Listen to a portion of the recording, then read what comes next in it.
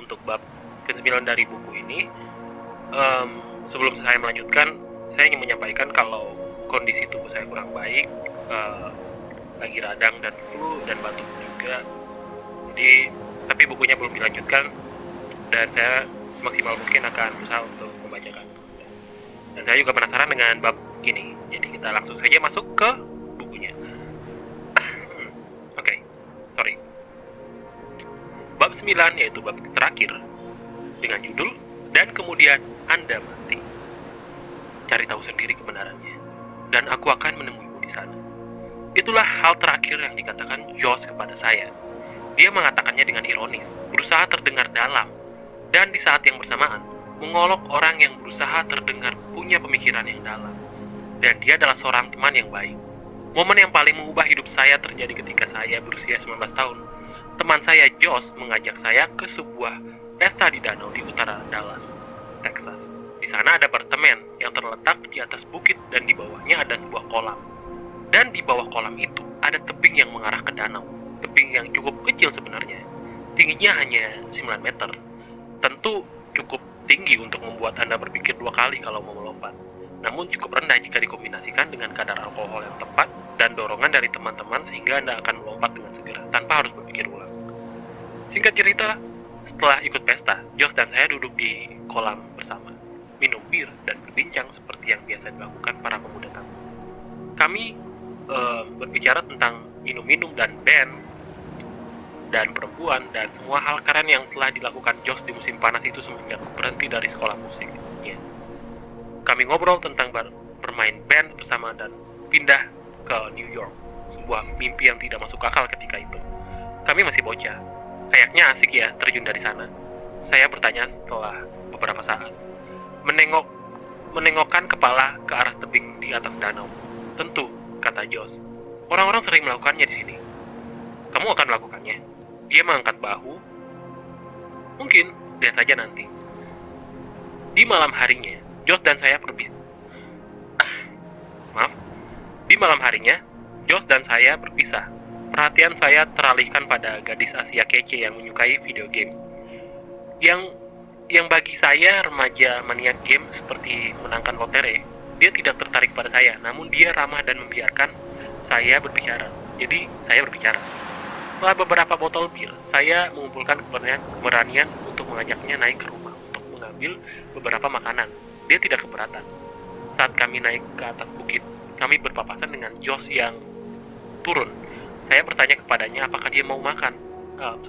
Saya bertanya kepadanya apakah dia mau makanan. Namun dia menolak. Saya bertanya kepadanya di mana saya bisa menemuinya setelah ini. Dia tersenyum dan berkata, "Cari tahu sendiri kebenarannya. Aku akan menemuimu di sana." Saya mengangguk dan memasang wajah serius. "Baiklah, aku akan menemuimu di sana," jawab saya. Seakan tiap orang tahu persis di mana kebenaran itu dan bagaimana cara mendapatkannya. Josh tertawa dan berjalan menuruni bukit menuju tebing. Saya tertawa dan berjalan menaiki bukit menuju rumah. Saya tidak ingat berapa lama berada di dalam rumah. Saya hanya ingat ketika gadis itu dan saya keluar lagi. Semua orang telah pergi dan terdengar sirine. Kolam sudah kosong. Orang-orang berlarian menuruni bukit menuju tepi air di bawah tebing. Beberapa sudah di dalam air. Saya menangkap beberapa sosok laki-laki berenang di sekitar danau. Saat itu gelap dan sulit melihat dengan jelas. Musik berdentum. Tetap tidak ada yang mendengarkan. Masih belum mengerti sepenuhnya, saya bergegas turun ke tepi air, menikmati sandwich saya. Penasaran apa yang sedang dilihat semua orang, Penasaran apa yang sedang dilihat semua orang.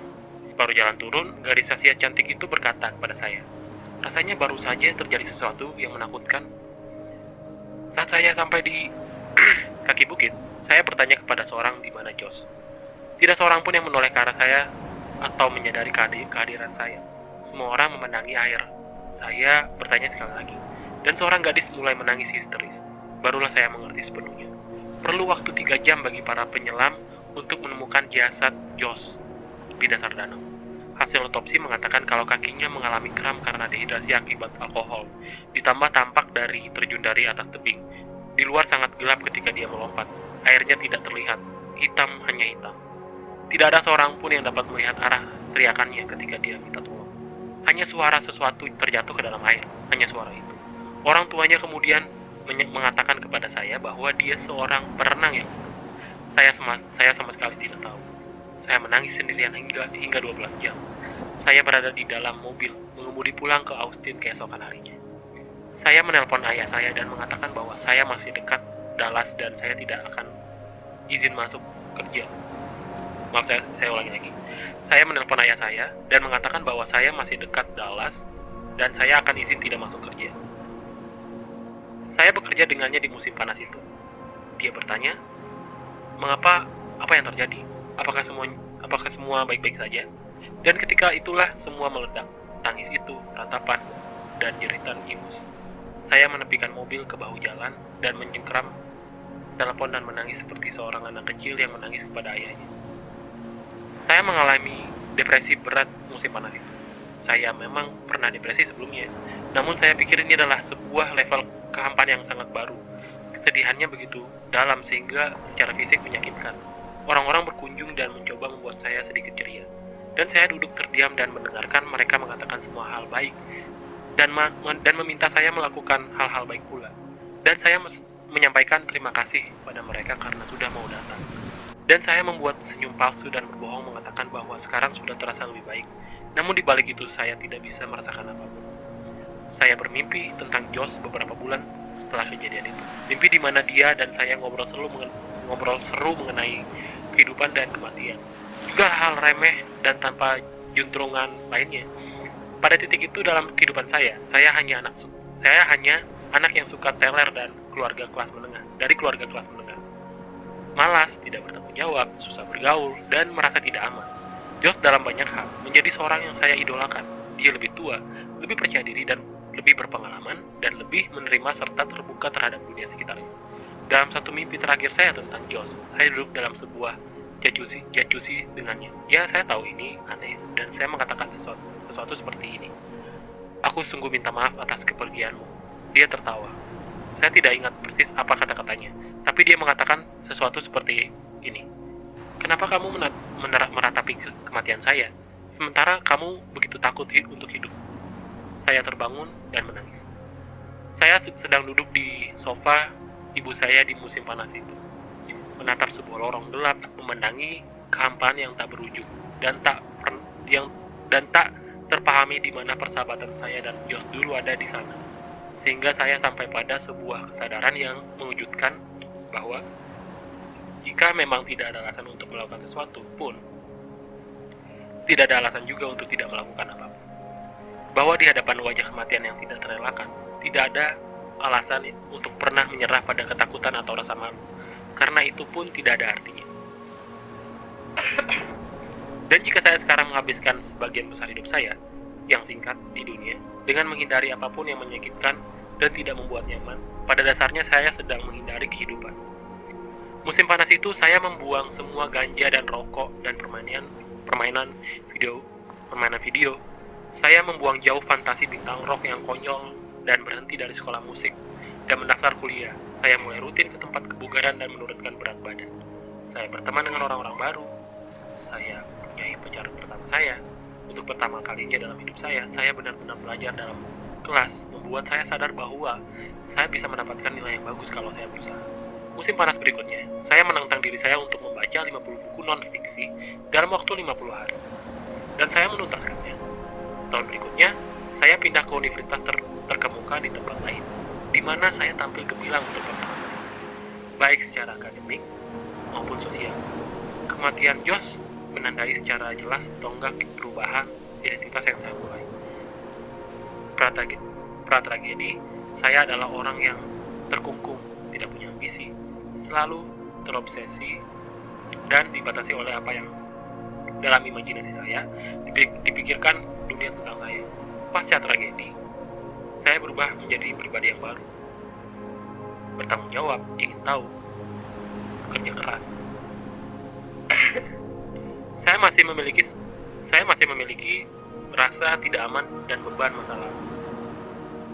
Saya seperti kita semua. Namun Sekarang saya hanya peduli sesuatu yang lebih penting ketimbang rasa tidak aman dan beban masa lalu saya tersebut. Dan itulah awal semua perubahan. Anehnya, kematian seseorang lah yang pada akhirnya memberi saya alasan untuk hidup. Dan momen terburuk dalam hidup saya adalah juga momen yang paling mengubah hidup saya. Kematian membuat kita takut, dan karena menakutkan, kita menghindari untuk memikirkannya, membicarakannya, kadang bahkan mengakuinya. Bahkan ketika itu terjadi pada seseorang yang dekat dengan kita. Namun dengan cara yang aneh berlawanan, kematian menjadi sebuah cahaya yang mampu menerangi bayangan makna-makna kehidupan. Tanpa kematian, semua rasa tidak penting.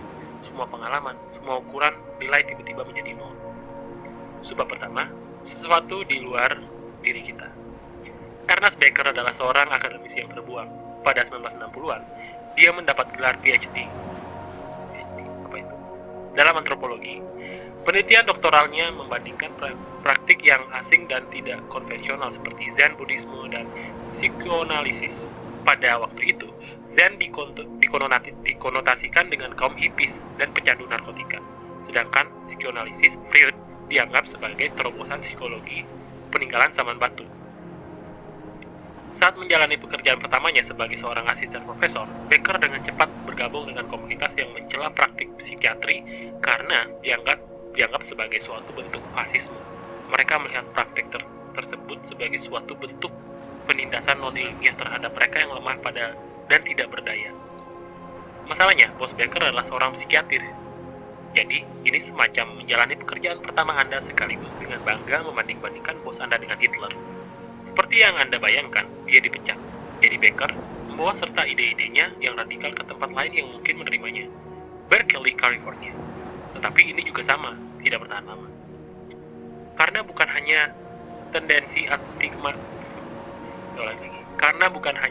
anti kemapanannya yang buat Becker mendapat masalah. Metode pengajarannya juga aneh. Dia menggunakan Shakespeare untuk mengajar psikologi, buku tes psikologi yang mengajar antropologi, dan data antropologi untuk mengajar sosiologi. Dia berpakaian seperti King Lear dan pura-pura bertarung dengan pedang di dalam kelas dan mulai debat politik yang panjang dan penuh kata-kata kasar yang nyaris tidak nyambung dengan rencana pengajarannya. Mahasiswanya memuja dia, fakultas lain membenci dia. Kurang dari setahun, kemudian dia dipecat lagi. Becker kemudian mendarat di Universitas Negeri San Francisco, di mana dia benar-benar bekerja lebih dari setahun. Namun ketika protes mahasiswa terhadap perang Vietnam membuncah, universitas memanggil Garda Nasional dan seketika keadaan menjadi kekerasan. Karena Becker berada di pihak mahasiswa dan secara terbuka mengutuk tindakan dekan, lagi-lagi bosnya dia dianggap berlaku seperti sejenis Hitler. Dia sekali lagi segera kena pecat. Becker berganti pekerjaan 4 kali dalam 6 tahun. Dan sebelum dia dipecat untuk kelima kalinya, dia menderita kanker usus besar. Prediksi dokter tidak menggembirakan. Dia menghabiskan beberapa tahun di tempat tidur dan hanya memiliki peluang yang kecil untuk bertahan hidup. Jadi Becker memutuskan untuk menulis sebuah buku tentang kematian. Becker meninggal pada 1974. Bukunya The Nail of Death, mengingkari kematian, memenangkan Pulitzer Prize dan menjadi salah satu karya intelektual yang paling berpengaruh di abad 20. Mengguncang ranah psikologi dan antropologi, dan menyuarakan gugatan-gugatan filosofis yang dalam, yang masih menggema hingga hari ini. The Nail of Death pada intinya menegaskan dua hal. Pertama, manusia itu unik karena kita satu-satunya binatang yang dapat mengonsep dan berpikir tentang diri mereka sendiri secara abstrak. Anjing tidak duduk dan mencemaskan karir mereka. Kucing tidak berpikir tentang kesalahan masa lalu mereka, atau bertanya-tanya apa yang akan terjadi jika mereka melakukan sesuatu yang berbeda. Monyet tidak memperdebatkan kemungkinan-kemungkinan di masa depan. Sama seperti ikan tidak kumpul-kumpul sambil ingin tahu apakah ikan yang lain akan lebih menyukai mereka jika memiliki sirip yang lebih panjang. Sebagai manusia, kita dianugerahi kemampuan untuk membayangkan diri kita sendiri dalam situasi hipotesis, untuk merenungkan baik masa lalu dan masa depan, untuk membayangkan realita atau situasi lain di mana hal-hal mungkin bisa terjadi. Dan itu karena kemampuan mental yang unik, ujar Becker, bahwa kita semua pada titik tertentu menyadari kematian yang tidak bisa dihindari, karena kita mampu mengonsep kota dengan versi lain. Kita juga satu-satunya hewan yang mampu membayangkan sebuah realita tanpa perlu ada kita di dalamnya. Kesadaran ini mengakibatkannya apa yang disebut Becker teror kematian, sebuah kegelisahan esensial yang mendalam mengenai apa yang mendasar semua hal yang kita pikirkan atau lakukan. Poin kedua Becker adalah mulai dengan premis bahwa kita secara esensial memiliki dua diri. Diri pertama adalah diri fisik, diri yang makan, tidur, mendengkur, dan berak. Diri kedua adalah diri konseptual, identitas kita, atau bagaimana kita memandang diri kita sendiri. Argumen Becker seperti ini. Kita semua sadar bahwa sampai tingkat tertentu dari diri fisik kita pada akhirnya akan mati. Karena itu kematian tidak dapat dielakkan. Dan keadaan ini di beberapa tingkat kesadaran menakutkan kita. Karena itu, dalam rangka mengompensasi ketakutan kita terhadap tidak bisa dihindarinya kemusnahan diri fisik kita, kita berusaha membangun satu diri konseptual yang akan hidup abadi. Inilah mengapa orang berusaha sekeras mungkin mematrikan nama mereka di gedung, patung, buku. Inilah alasan kita merasa terdorong untuk melakukan banyak waktu kita, membaktikan diri kita sendiri untuk orang lain, terutama untuk anak-anak, dengan harapan bahwa pengaruh kita, diri konseptual kita, akan tetap ada melampaui batas fisik kita, bahwa kita akan diingat dan dihormati dan diidolakan jauh setelah diri fisik kita tidak ada lagi. Batuk dulu ya. Becker menyebut usaha tersebut proyek keabadian, sebuah proyek yang membuat diri konseptual kita tetap hidup setelah kematian fisik kita. Semua peradaban manusia, katanya, pada dasarnya merupakan sebuah hasil dari proyek abadi ini. Kota dan pemerintahan dan struktur dan otoritas yang ada hingga saat ini semuanya adalah proyek abadi para pria dan wanita yang lahir sebelum kita. Itu semua adalah diri konseptual yang tertinggal dan tidak bisa mati. Nama-nama seperti Yesus, Muhammad, Napoleon, Shakespeare, dan sekarang ini memiliki kekuatan yang sama kuat seperti saat mereka masih hidup, atau justru bertambah kuat. Dan itulah inti dari semua ini. Entah dengan menguasai suatu bentuk seni, menaklukkan tanah baru, mendapatkan kekayaan, atau sekedar memiliki keluarga yang besar dan saling menyayangi yang akan terus ada generasi demi generasi. Semua makna dalam hidup kita dibentuk oleh hasrat alami kita untuk tidak pernah mati. Wow. Agama, politik, olahraga, dan inovasi teknologi adalah hasil dari proyek keabadian. Becker mendapat bahwa perang dan revolusi dan pembunuhan massal terjadi ketika proyek keabadian sekelompok orang bergesekan dengan proyek kelompok lain. Operasi selama berabad-abad dan pertumpahan darah jutaan orang telah dibenarkan sebagai pembelaan proyek keabadian satu kelompok melawan kelompok lain.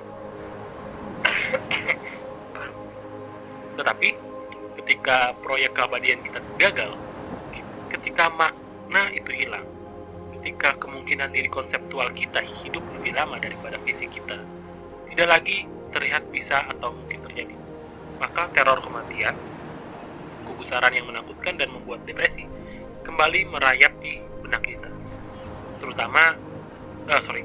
Trauma bisa mengakibatkan hal ini, seperti halnya rasa malu dan ejekan sosial. Demikian pula seperti yang ditunjukkan Becker, sakit mental. Jika Anda belum mengerti, proyek keabadian ini adalah cerminan nilai-nilai yang kita miliki. Ini adalah barometer makna dan penghargaan yang kita hidupi. Dan ketika nilai kita gagal, begitu juga diri kita. Secara psikologis, apa yang dikatakan Becker, saya ulangi lagi. Dan ketika nilai kita gagal, begitu juga diri kita secara psikologis. Apa yang dikatakan Becker pada intinya adalah bahwa kita semua digerakkan oleh rasa takut. Kita peduli terhadap terlalu banyak hal, karena peduli terhadap suatu adalah satu-satunya cara untuk mengalihkan perhatian kita dari fakta tentang kematian, dan bahwasanya kematian tidak bisa dihindari. Dan untuk bisa sungguh bodoh amat terhadap sesuatu, seseorang perlu sampai pada tahap semi spiritual di mana orang tersebut menyadari kefanaan dirinya. Dalam situasi itu, seseorang sepertinya tidak akan terlilit terlilit aneka bentuk kelekatan. Baker kemudian sampai pada sebuah kesadaran yang mencengangkan di akhir hidupnya, bahwa proyek keabadian orang-orang sesungguhnya adalah masalah, bukan solusi. Daripada berusaha mewujudkan dari diri konseptual mereka secara megah, kadang dengan cara yang membahayakan, orang-orang seharusnya mempertanyakan diri konseptual mereka dan mencoba semakin bersahabat dengan realita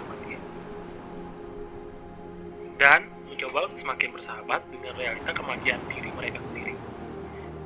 Becker menyebut ini antidot yang pahit, dan berusaha berdamai dengan dirinya sendiri saat dia menatap kematian.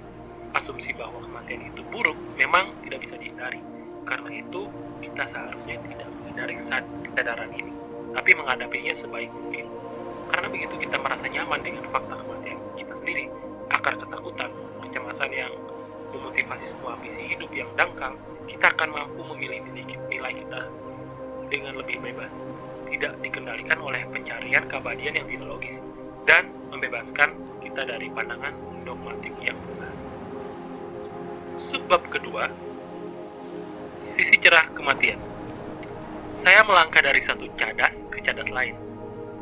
Mendaki dengan stabil, otot kaki mulai meregang dan terasa sakit. Dengan mengarahkan kekuatan fisik secara perlahan dan tanpa henti, saya mendekati puncak. Angkasa begitu luas dan dalam. Saya sendirian sekarang. Teman-teman saya jauh di belakang, mengambil foto laut. Akhirnya, saya mendaki batuan dan pemandangan terhampar di hadapan saya.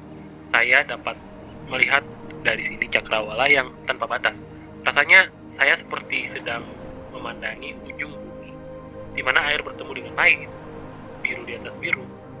Angin mendesis menerpa kulit saya. Saya menghadap ke atas, begitu terang indah. Saya berada di Tanjung Harapan, Afrika Selatan, yang dianggap ujung paling selatan Afrika dan titik paling selatan di dunia. Inilah tempat yang begitu bergemuruh, tempatnya badai dan laut yang mengamuk. Suatu tempat yang selama berabad-abad dipandang sebagai pencapaian perdagangan dan umat manusia. Sebuah tempat yang ironisnya menghilangkan harapan. Ada sebuah ungkapan dalam bahasa Portugis, Ele dobra o cabo d'água Esperança. Artinya dia mengitari Tanjung Harapan. Ironisnya, ini mengandung makna bahwa seseorang berada di fase akhir hidupnya, bahwa dia tidak mampu menyelesaikan apapun lagi. Saya melangkahi bebatuan yang mengarah ke warna biru di depan saya, membiarkan lautan menelan pandangan saya. Saya berkeringat sekaligus kedinginan, gembira tapi cemas. Inikah itu? Angin menampar telinga saya. Saya tidak bisa mendengar apapun, namun saya melihat tepian, di mana batuan berakhir. Saya berhenti dan berdiri sejenak. Beberapa meter dari tepi, saya bisa melihat samudera luas di bawah, menghantam tebing dan memunculkan buih, kemudian pergi membentang panjang bermil-mil ke kedua sisi. Gelombang pasang bergejolak seakan ingin menembus dinding yang kokoh, lurus ke depan setidaknya 50 meter sebelum akhirnya jatuh ke lautan di bawah sana. Di sebelah kanan saya, para wisatawan terlihat menyeberangi sebentang tanah di bawah, mengambil foto dan membentuk diri mereka seperti formasi semut. Di kiri saya Asia, di depan saya adalah langit, dan di belakang saya adalah apapun yang pernah saya harapkan dan bawa bersama saya. Bagaimana kalau inilah akhir segalanya? Bagaimana kalau inilah perhentian terakhir? Saya melihat sekeliling, saya sendirian. Saya membuat langkah pertama ke arah tepi jurang. Tubuh manusia rupanya dilengkapi dengan sebuah radar alami yang bekerja dalam situasi berpotensi mengakibatkan kematian. Contohnya momen ketika Anda berada sekitar 3 meter dari tepi-tepi. Tanpa batas pengaman, suatu ketegangan tertentu menusuk-nusuk tubuh Anda. Tubuh Anda menjadi kaku, kulit Anda berdesir, kulit Anda berdesir. Mata Anda fokus berlebihan pada setiap detil lingkungan sekitar Anda. Kaki Anda rasanya seperti terbuat dari batu. Seakan-akan ada magnet besar yang tidak terlihat yang dengan lembut menarik badan Anda ke belakang agar pelan. Tetapi saya melawan magnet itu. Saya menyeret kaki bagaikan batu itu semakin dekat dengan Jarak saya kini hanya 1,5 meter. Pikiran Anda berkecamuk. Sekarang Anda tidak hanya melihat tepi jurang, tapi juga mulai membayangkan bagaimana kalau jatuh ke dasar jurang, termasuk segala jenis visualisasi yang tidak Anda inginkan, seperti terpeleset dan terjatuh ke dalam air, dan terciptalah percikan kematian sangat jauh ke bawah sana. Pikiran Anda mengingatkan, Bung, apa yang sedang kamu lakukan? Berhenti bergerak, berhenti. Saya berkata kepada pikiran saya untuk diam dan tetap melangkah perlahan ke depan. 1 meter, badan Anda mulai memberi peringatan lampu merah. Anda sedang berjalan menuju akhir hidup Anda. Rasanya seperti ada embusan angin kencang yang bisa membuat Anda berlayar ke horizon keabadian berwarna biru itu. Kaki Anda gemetar, begitu juga tangan Anda, dan juga suara Anda mengingatkan diri Anda sendiri supaya tidak jatuh terjebak. Jarak 1 meter adalah batas maksimal bagi sebagian besar orang, cukup dekat untuk menjulurkan badan ke depan dan tidak melihat sekilas dasar tebing, tapi masih cukup jauh untuk merasakan sensasi seolah berada di dalam risiko bunuh diri yang nyata, berdiri begitu dekat dengan sebuah tebing.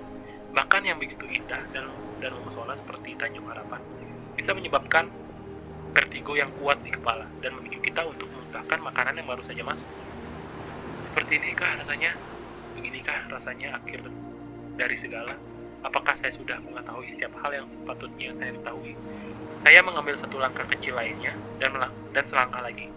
2 kaki sekarang, kaki bagian depan saya bergetar saat saya memindahkan beban tubuh saya. Saya menyeret kaki saya melawan magnet, melawan semua naluri untuk bertahan hidup. 1 kaki sekarang, saya melihat lurus ke dasar jurang. Tiba-tiba saya merasakan dorongan yang kuat untuk menangis. Tubuh saya secara naluriah meringkuk, melindungi dirinya sendiri terhadap sesuatu yang hanya ada dalam bayangan dan sulit dijelaskan. Angin menerjang keras disertai badai es. Pikiran itu bertubi-tubi menyiksa saya. Pada jarak 30 cm, Anda merasa seperti mengambang. Apapun kecuali melihat ke bawah, membuat Anda seakan menjadi bagian dari langit itu sendiri. Anda seperti ingin menjatuhkan diri ke bawah pada titik itu. Saya meringkuk di sana untuk beberapa saat, menghela nafas, menyatukan pikiran saya. Saya memaksa diri saya untuk menatap ke bawah, ke air yang menjilati batu di bawah sana. Kemudian saya melihat lagi ke arah kanan. Rombongan semut berkerumun di bawah saya. Mengambil foto, mengejar bis. Siapa tahu ada seorang yang melihat saya. Keinginan untuk mendapat perhatian ini sangat tidak rasional. Namun ternyata memang seperti ini. Tidak mungkin. Pastinya mereka bisa melihat saya. Kalaupun mereka melihat, tidak ada yang bisa dikatakan atau dilakukan orang-orang dari kejauhan sana. Yang bisa saya dengar hanya angin. Beginikah rasanya? Tubuh saya bergetar ketakutan. Rasa takut menjadi terasa seperti euforia dan menyilaukan. Saya memfokuskan pikiran saya melalui semacam meditasi. Tidak ada yang membuat Anda bisa menyadari diri sepenuhnya selain berada beberapa sentimeter saja dari kematian Anda sendiri. Saya menegakkan badan dan melihat ke atas lagi dan menatapi diri saya tersenyum. Saya mengingatkan diri saya sendiri kalau mati tidak apa-apa. Keinginan dan bahkan interaksi dengan kematian ini berakar di masa lampau. Kalangan Stoa, Yunani, dan Romawi kuno memohon dengan sangat agar orang-orang terus menjaga kesadaran akan kematian dalam benak mereka, sehingga mereka lebih menghargai kehidupan dan tetap rendah hati ketika menjalani kemalangan. Dalam berbagai bentuk Buddhisme, praktik meditasi sering diajarkan sebagai cara untuk mempersiapkan diri seseorang menghadapi kematian selagi masih hidup di dunia. Melarutkan ego seseorang ke dalam sebuah ketiadaan yang luas, meraih pencerahan nirwana, dilihat sebagai suatu langkah uji coba dalam mengantarkan seseorang menyeberang ke sisi lain dari dunia.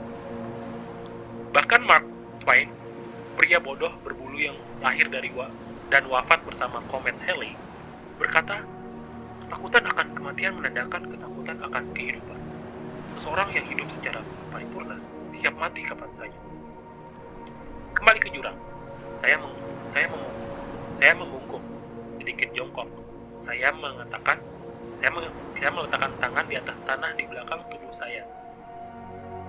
perlahan duduk. Kemudian saya pelan-pelan menggeser satu kaki ke bibir jurang. Ada batu kecil yang menonjol di sisi tebing. Saya menyadarkan kaki ke atasnya. Kemudian saya menggeser kaki satunya melewati tepi tebing dan meletakkannya di atas batu yang sama. Saya duduk di sana beberapa waktu, berbaring di atas kepalan tangan saya. Angin membuat rambut saya berkibar. Kecemasan sudah teratasi sekarang selama saya tetap fokus pada cakrawala. Kemudian saya duduk tegak dan melihat ke bawah jurang lagi. Rasa takut kembali menyegrap melalui tulang belakang, menyetrum anggota tubuh saya, dan ibarat laser memfokuskan pikiran saya pada koordinat tertentu dari setiap inci tubuh saya. Rasanya seperti tercekik, namun setiap kali saya merasa sesak nafas, saya mengosongkan pikiran, berkonsentrasi pada dasar jurang di bawah saya, memaksa diri saya untuk menatap lekat-lekat kiamat yang ada di depan saya, dan kemudian mengakui keberadaannya saja. Sekarang saya duduk di batas dunia, di ujung harapan paling selatan, pintu gerbang ke arah timur. Saya merasa gembira. Saya merasakan adrenalin yang terpompa di seluruh tubuh saya. Begitu tenang, sangat sadar, tidak pernah begitu menegangkan. Saya mendengarkan angin dan memandangi samudera yang ada di atas ujung dunia. Dan kemudian saya tertawa bersama cahaya. Semua yang tersentuh cahaya menjadi baik. Menghadapi kenyataan mengenai kematian Anda sendiri penting. Karena ini melenyapkan semua nilai yang kaku dangkal dalam hidup. Sementara sebagian besar orang bersungut-sungut akan hari-hari yang mereka lalui ketika mencari uang atau mencari tambahan ketenaran dan perhatian, atau mencari sedikit lagi kepastian bahwa mereka tidak bersalah atau sungguh dicintai. Kematian menghadapi kita semua dengan satu pertanyaan yang jauh lebih menyakitkan dan penting. Apa warisan Anda? Bagaimana dunia akan menjadi berbeda dan lebih baik setelah Anda tiada? Pengaruh apa yang akan Anda berikan? Mereka berkata bahwa kepakan sayap seekor kupu-kupu di Afrika akan menyebabkan topan badai di Florida. Lalu topan badai, apa yang akan Anda tinggalkan di belakang Anda? Seperti yang ditunjukkan Becker, bisa dikatakan itulah satu-satunya pertanyaan yang sangat penting dalam hidup kita. Namun kita menghindar untuk memikirkannya. 1. Karena ini sulit. 2. Karena ini menakutkan. 3. Karena kita sama sekali tidak tahu apa yang kita lakukan. Dan ketika kita menghindar dari pertanyaan ini, kita membiarkan nilai-nilai sepele dan penuh kebencian membajak otak kita dan mengambil alih hasrat dan ambisi kita, tanpa pernah mengakui tatapan kematian di hadapan kita. Nilai yang sifatnya dangkal akan tampil sebagai sesuatu yang penting, dan nilai yang sifatnya penting akan muncul sebagai nilai yang dangkal. Kematian adalah satu-satunya hal yang dapat kita ketahui dengan pasti, dan karenanya kita harus menjadi kompas yang dapat kita gunakan sebagai petunjuk arah dari nilai dan keputusan kita lainnya. Inilah jawaban yang tepat atas semua pertanyaan yang seharusnya kita lontarkan, namun selalu tertelan kembali. Satu-satunya cara agar Anda merasa nyaman dengan kematian adalah dengan memahami dan melihat diri Anda sebagai sesuatu yang lebih besar daripada diri Anda sendiri. Memilih nilai yang melampaui nilai yang hanya melayani diri Anda sendiri, yang sederhana dan segera terkontrol dan toleran terhadap dunia yang carut-marut di sekitar Anda. Inilah akar dari semua kebahagiaan. Entah apakah Anda mendengarkan Aristoteles atau psikolog dari Harvard, atau Yesus Kristus, atau Beatles, mereka semua mengatakan bahwa kebahagiaan datang dari hal yang sama, peduli terhadap sesuatu yang besar dari diri Anda sendiri, mempercayai kalau Anda merupakan satu komponen yang berkontribusi dalam semacam entitas yang jauh lebih besar, bahwa hidup Anda hanyalah secuil proses dari suatu produk besar yang menjadi misteri. Inilah perasaan yang dicari orang saat pergi ke gereja. Inilah yang diperebutkan orang dalam peperangan. Inilah alasan orang berkeluarga dan menabung untuk pensiun dan membangun jembatan dan menciptakan telepon seluler. Perasaan menjadi bagian dari sesuatu yang lebih agung dan lebih serius dan lebih misterius daripada diri kita. Dan kebohongan dan kepongahan melucuti perasaan ini dari diri kita. Dari kita, gaya tarik kepongahan menarik semua perhatian ke dalam, ke arah diri kita, membuat kita merasa seakan-akan kitalah pusat dari semua masalah alam semesta, bahwa kita satu-satunya yang mengalami semua ketidakadilan, bahwa kitalah orang yang berhak mendapatkan yang paling besar daripada orang-orang lain. Yang menarik, kepongahan mengisolasi kita, rasa penasaran dan kegembiraan kita terhadap dunia berubah dan mencerminkan bias dan proyeksi kita tersendiri pada setiap orang yang kita temui dan setiap peristiwa yang kita alami. Ini terasa seksi dan menggoda, dan mungkin terasa enak untuk sementara waktu dan menarik minat banyak orang, namun ini adalah racun spiritual. Dinamika semacam inilah yang sekarang mengganggu kita. Kita mungkin sejahtera secara material, namun secara psikologis, kita tersiksa karena berada dalam tingkat yang rendah dan cara yang dangkal. Orang-orang melepaskan semua tanggung jawab, menuntut masyarakat mengurus perasaan dan sifat cepat tersinggung mereka. Orang-orang memegangi kepastian mereka secara membabi buta dan memaksakannya kepada orang lain, seringkali dengan kekerasan, mengatasnamakan kebenaran yang dibuat-buat. Orang-orang keblinger oleh superioritas palsu, jatuh ke dalam dorongan untuk tidak melakukan apa-apa, dan kelusuan karena takut mencoba sesuatu yang bermanfaat dan takut gagal. Pemikiran modern yang manja ini telah berdampak pada suatu populasi manusia yang merasa layak mendapat sesuatu tanpa berusaha. Sebuah populasi manusia yang merasa berhak atas sesuatu tanpa mau berkorban. Orang-orang menyatakan diri mereka sebagai para ahli, wira swasta, penemu, pembawa inovasi unik, dan coach tanpa ada pengalaman hidup nyata. Dan mereka melakukan ini bukan karena mereka sungguh berpikir bahwa mereka lebih hebat daripada yang lain. Mereka melakukannya karena mereka merasa perlu menjadi lebih hebat agar bisa diterima dalam suatu dunia yang hanya menyiarkan orang-orang luar biasa. Budaya kita sekarang meracunkan antara perhatian yang besar dan kesuksesan yang besar, mengira kalau keduanya hal yang sama. Tapi sebenarnya tidak. Anda hebat. Ya, sudah. Entah Anda sadari atau tidak, entah orang lain sadari atau tidak, dan itu bukan karena Anda meluncurkan suatu aplikasi iPhone, atau menyelesaikan sekolah setahun lebih awal, atau membeli sebuah kapal yang keren. Hal ini tidak menerangkan apa yang disebut kehebatan. Anda sudah hebat karena di depan wajah kematian tak berujung yang membingungkan praktek. Anda sudah hebat karena di depan wajah kematian tak berujung yang membingungkan dan pasti. Anda terus memilih apa yang perlu Anda pedulikan dan apa yang Anda pikir bodoh amat. Dari fakta ini saja, membuat pilihan sederhana berdasarkan nilai hidup Anda sudah membuat Anda indah, sudah membuat Anda sukses, dan sudah membuat Anda dicintai, bahkan ketika Anda tidak menyadarinya. Bahkan jika Anda tidur di selokan dan kelaparan, Anda terlalu muda untuk mati. Dan itu karena Anda juga cukup beruntung bisa hidup hingga sekarang ini. Anda mungkin tidak merasakan ini, tapi berdirilah di atas jurang suatu saat, dan mungkin Anda akan berubah pikiran. Bukowski pernah menulis, kita semua akan mati, semuanya menakutkan bukan? Alasan itu saja seharusnya membuat kita saling mencintai, tapi tidak. Kita diteror dan digilas oleh hal-hal yang remeh dalam hidup, ditelan oleh kehampaan.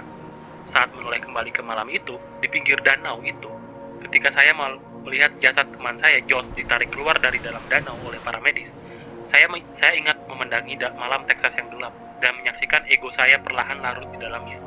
Kematian Josh mengajari saya banyak hal, lebih dari yang pernah saya sadari sebelumnya. Ya, itu membuat saya untuk memanfaatkan hari-hari saya dengan sebaik-baiknya, untuk mengambil tanggung jawab atas pilihan-pilihan saya, dan untuk mengejar mimpi saya tanpa perlu merasa malu atau terkekang. Namun itu adalah efek samping dari sebuah pelajaran yang lebih dalam, lebih hakiki, dan pelajaran itu adalah tidak ada yang perlu ditakuti, sungguh. Dan dengan mengingatkan diri saya akan kematian, saya secara berulang-ulang selama bertahun-tahun, entah melalui meditasi, mempelajari filsafat, atau melakukan hal-hal gila seperti berdiri di atas jurang di Afrika Selatan, adalah satu-satunya cara yang berhasil menolong saya menggenggam kenyataan ini tepat di depan dan di tengah-tengah pikiran saya. Dengan menerima kematian saya, pemahaman atas kerapuhan diri saya telah membuat semuanya menjadi semakin mudah, menguraikan kecanduan saya, mengidentifikasikan dan menghadapi diri saya yang merasa berhak ini dan itu, menerima tanggung jawab untuk masalah saya sendiri, mengalami ketakutan dan ketidakpastian, menerima kegagalan saya dan memeluk penolakan. Semuanya menjadi lebih ringan dengan pemikiran kematian saya sendiri. Semakin saya berkawan dengan kegelapan, hidup akan semakin bercahaya.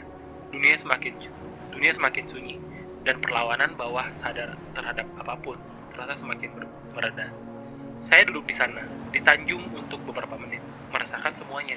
Ketika pada akhirnya saya memutuskan untuk berdiri, saya meletakkan tangan saya ke belakang saya dan bergeser ke belakang, kemudian perlahan-lahan berdiri. Saya memeriksa tanah di sekitar saya, memastikan tidak ada batu yang bisa membuat saya tergelincir. Saya benar-benar yakin posisi saya aman. Saya mulai berjalan kembali ke kenyataan. 2 meter, 5 meter. Tubuh saya berangsur-angsur pulih dengan setiap langkah mundur. Kaki saya menjadi lebih ringan. Saya membiarkan magnet kehidupan menarik saya. Saat saya melangkah mundur melewati beberapa batu, kembali ke jalan utama, saya melihat seorang pria yang memandangi saya. Saya berhenti dan membuat kontak mata dengannya. Saya melihat penduduk di tepi jurang sana, katanya. Dari aksennya dia orang Australia. Kata sana meluncur dari mulutnya dengan sedikit kikuk. Dia menunjuk arah Antartika. Ya, pemandangannya sangat cantik bukan? Saya tersenyum. Dia tidak. Dia memasang mimik yang serius. Saya menepuk-nepuk celana, membersihkan dari debu. Tubuh saya masih menyesuaikan diri. Ada momen sunyi yang canggung. Si Australia berdiri beberapa saat, terlihat bingung, masih melihat saya. Jelas sedang berpikir apa yang akan dikatakan berikutnya. Setelah beberapa waktu, dia menyusun kata-kata dengan hati-hati. Apakah semuanya baik-baik saja? Apa yang kamu rasakan sekarang? Saya mengambil jeda, sambil masih tersenyum. Hidup sangat hidup.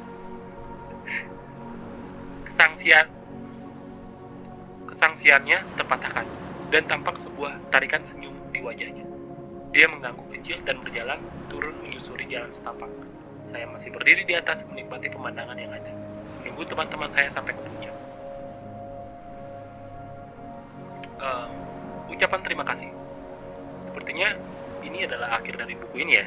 Jadi ini bukan subbab ataupun bab selanjutnya. Saya bacakan aja. Ini adalah judul dari bab selanjutnya, tapi ini bukan bab.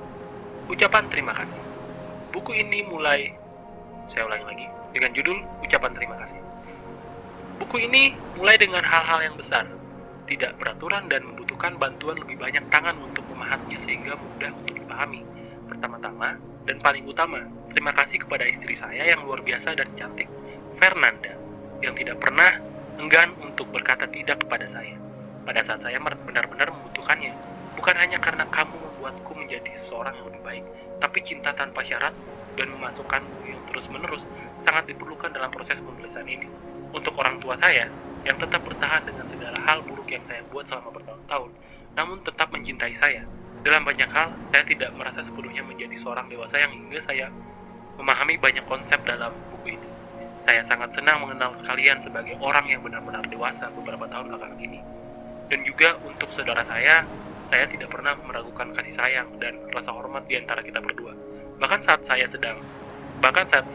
kadang merasa sakit hati karena kamu tidak membalas pesan singkat saya. Untuk Philip Kemper dan Drew Birney, dua otak luar biasa yang diam-diam bersekongkol membuat otak saya terlihat lebih besar daripada yang sesungguhnya. Kerja keras dan kecemerlangan kalian tidak berhenti saya rasakan. Untuk Michael Koval, karena menjadi penguji kestresan intelektual, terutama ketika tiba saatnya untuk memahami penelitian psikologi, dan karena selalu menentang asumsi-asumsi saya. Untuk editor saya, Luke Dempsey, yang tanpa ampun terus mencengangkan grup dalam tulisan saya, dan kemudian bahkan memiliki mulut yang lebih pedas daripada saya. Untuk agen saya, Milieu Gilch, yang membantu saya menentukan visi buku ini dan memperkenalkannya kepada dunia lebih jauh daripada yang pernah saya harapkan. Untuk Taylor Pearson dan Andrews dan Jody Interberg, atas dukungan mereka selama proses ini, Anda bertiga membuat saya tetap berkomitmen dan waras. Dua hal yang sangat dibutuhkan setiap penulis. Dan akhirnya jutaan orang yang entah dengan alasan apapun memutuskan untuk membaca tulisan seorang berbulat besar dari Boston tentang kehidupan di blognya. banjir surel yang telah saya terima dari mereka yang berkenan mengungkap pojok pribadi kehidupannya kepada orang asing seperti saya, mengingatkan saya untuk tetap rendah hati sekaligus menginspirasi saya. Hingga titik ini di kehidupan saya telah menghabiskan ribuan jam dan mempelajari topik-topik tersebut. Namun Anda semua tidak henti menjadi guru saya yang sejati. Terima kasih. Dan untuk terakhir, judul kedua setelah ucapan terima kasih, di sini ada mengenai pengarang. Saya akan bacakan saja sampai akhir. Mark Manson adalah seorang blogger kenamaan dengan lebih dari 2 juta pembaca. Dia tinggal di kota New York. Sebuah Seni Bersikap Bodo Amat adalah buku pertamanya. Wow, terima kasih karena sudah menemani saya dalam membaca buku pertama saya sampai selesai. Dan jujur ini adalah buku pertama tentang kehidupan yang saya baca untuk pertama kalinya dalam hidup dan bisa menyelesaikan dalam bentuk podcast. Dan untuk teman-teman yang udah bareng dari bab pertama sampai bab 9, banyak pelajaran tentunya kita dapat dan bisa kita terapin. Terima kasih banyak dan semoga ini bermanfaat. Dan untuk legal dan tidak legalnya audiobook, saya akan terangkan di sini di akhir bab ini. Ada hal yang mau aku sampaikan sebagai pembicara podcast ini, yaitu ini mengenai apakah saya melanggar hukum jika membacakan buku ini atau mempublishnya secara luas. Ada beberapa ketentuan sih untuk undang-undang dan hukum yang mengatur dalam mengadakan buku ini.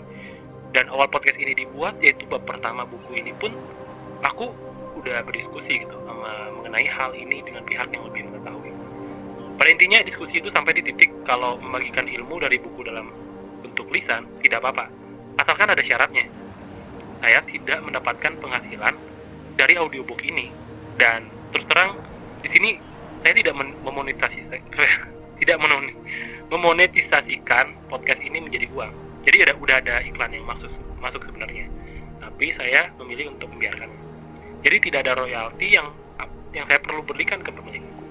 Jika ada pendapatan yang saya hasilkan dari podcast dan tidak memberikan royalti ke pemilik buku, maka itu saya dikenakan hukum menyebarluaskan untuk keuntungan pribadi. Oke, di sini saya cuma membaca buku untuk diri saya sendiri, sembari merekamnya dalam waktu bersamaan. Ide itu muncul ketika saya mempunyai buku ini, tetapi tidak sempat membacanya, dan saya mencari audiobook buku ini di YouTube untuk dibaca sembari beraktivitas. Karena platform YouTube hanya bisa dimainkan saat HP dalam keadaan nyala, jadi cukup menguras baterai HP. Saya memutuskan mencari audiobook ini di Spotify. Dan yang saya temukan beberapa audiobook bahasa Inggris, tapi tak ada satupun audiobook Indonesia yang proper untuk didengar di Spotify. Jadi saya memutuskan untuk membaca di malam hari saat waktu senggang sembari mengisi kekosongan audiobook di Indonesia yang nggak ada di Spotify. Jadi saya rekam sambil baca, ya tidaknya untuk mengisi audiobook di Spotify. Jika ada teman-teman seperti saya yang sedang mencari audiobook dengan kualitas audio dan rekaman yang bagus, tidaknya audiobook Indonesia udah ada di Spotify. Jadi itu aja mungkin untuk penutupan bab ini. Dan semua tentang audiobook ini, informasi buku selanjutnya nanti next buku akan dibacakan oleh teman saya sendiri. Dan bocoran sedikit untuk orang-orang yang mendengarkan rekaman podcast audiobook ini sampai akhir, buku selanjutnya masih seri lanjutannya dari buku ini, yaitu bukunya Mark Manson yang kalau kalian tahu itu sampulnya warna biru. Jadi buku selanjutnya adalah masih lanjutan dari buku ini. Jadi tunggu saja, proses produksinya akan memakan waktu, mungkin akan lumayan lama ya, tapi ya mungkin itu saja. Terima kasih banyak, dan lagi terima kasih karena sudah mendengarkan audiobook Indonesia. Dan see you in the next book. Okay, see you, bye bye guys.